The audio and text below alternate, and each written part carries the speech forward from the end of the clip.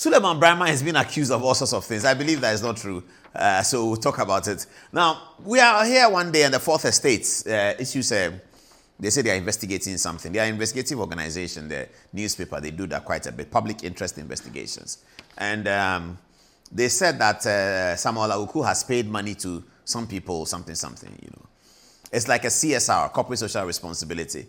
The argument of the Fourth Estate is that it's supposed to be for good causes, and good causes supposed to go to underprivileged in the society. They find that a lot of the money went to places where it is not, they cannot describe as underprivileged in the society. I'm not sure how that is actionable under the Criminal Offences Act, whether it is criminal or whether they're going to project it as a crime. I'm not so sure what they want to do, or they just simply want to embarrass those that they have mentioned, and also someone like who of NLA. I'm not going to look at those that they've mentioned because they are not part of the conversation. But the real issue here is that Briamah is telling Suleiman Briamah that he has left out something, that he had advertised that a company called KGL was in a bad bed with NDC. He has said that KGL, which is a very famous, powerful company, very, very good company, that he, Suleiman Briamah, had alleged that KGL was in bed with NLA in a bad way, in a corrupt way, and that he was going to expose it. You know, bring back Suleiman Briamah. But Briamah is saying that, yeah, Briamah yes. Briamah here is saying that after Suleiman Briamah met KGL, he changed his mind, alleging all sorts of things. And Suleiman, good evening, how are you? I don't know if Suleiman Briamah doesn't do that. He doesn't do, what Samuel is alleging is that Suleiman Briamah went to meet the business people and something exchanged hands. So after advertising that he was going to publish the story, he didn't do the story anymore. It's a kind of journalism that many people are against. It's journalism for, they call it entrepreneurship or investigative journalism, entrepreneurship, something like that. Journalists who are entrepreneurs by selling stories, basically that. That's what he's alleging against Suleiman Briamah. And I do not believe that Suleiman Briamah works for the Fourth Estate. They present themselves as a paragons of integrity. And so, Suleiman, your integrity is being questioned by Samuel Briamah. He said you held a meeting with KGL. After that, you're not publishing the story. Where's the KGL story? I believe that you are doing a good job. I believe that he's doing a good job. I do not believe that he's entrepreneurship, the work that he's doing at the Fourth Estate. I don't believe so. But this is what Samuel Briamah is strongly alleging against him. And he has some instances that he published a story with, that's what the Fourth Estate usually does. All of these investigative agencies do that, announce that, say they bring the story up and say, wait for it, it's coming. And So he did the wait for it, it's coming with KGL. According to Samuel Briamah, he went to have meetings with the KGL people. And since then, he's gone numb on the KGL story. Briamah is therefore alleging that Suleiman Briamah has been influenced. We don't know whether that's true or not, but that's a strong allegation against Suleiman Briamah. Suleiman Briamah, these are the paragons of integrity. This is what Briamah says. He says, still waiting for the Fourth Estate to release its mischievous infographics showing how much the Gamanche, Al-Hassan Suhini MP, Peter Lanchen Tobu MP, and others took from the NLA, just as they did for APN, DI, and the Rebecca Foundation. And when will that NLA KGL story, which their boss, Suleiman Briamah, hinted at, finally drop? So Briamah is alleging that the Gamanche, His Majesty, Al-Hassan Suhini, our friend from Tamale Central, and Tamale North, I believe, and Peter Tobu, the former policeman who is now a member of parliament, that they all benefited from the NLA within the same context of the good causes thing.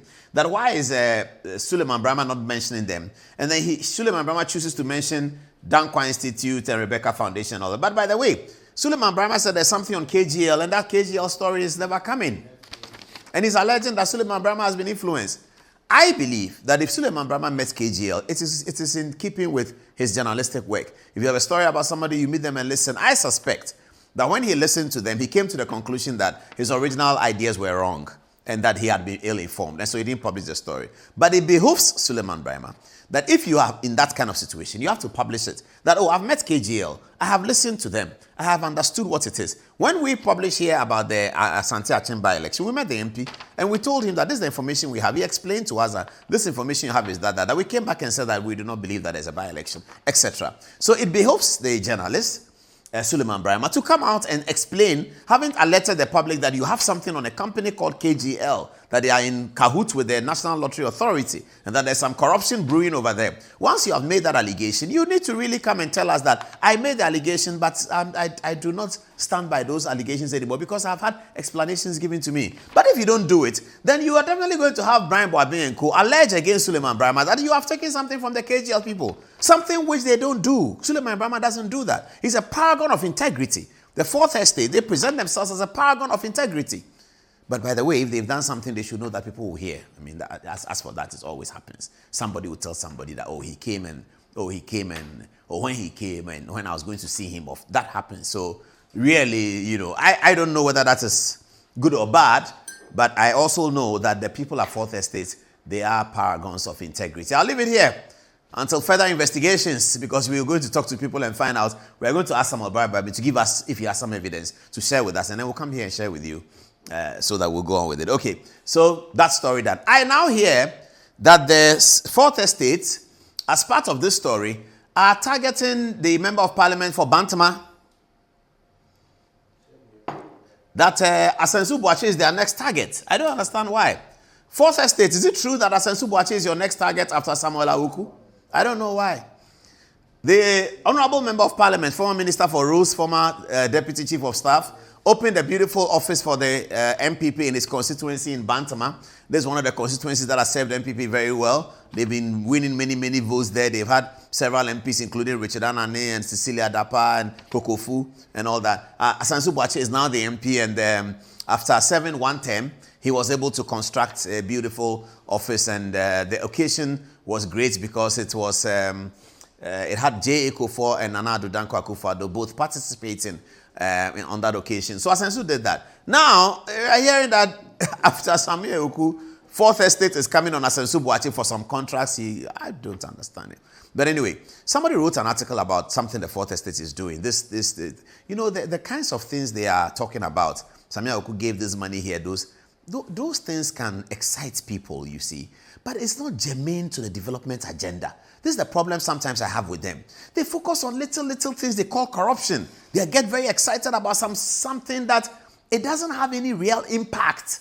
What it does is that it makes the people like the journalists because, hey, he was able to catch a thief who stole 8,000 and all of that. But it doesn't make journalism of impact, significant impact. It's important. They talk about saving money and all of that. And they've been saving money for 10 years and there's still a problem.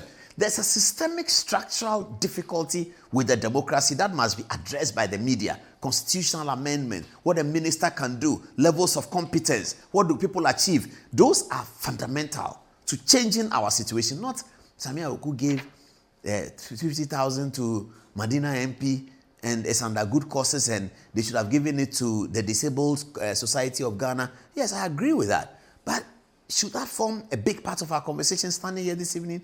Talking about that, I don't know. The Ghanaian people should decide.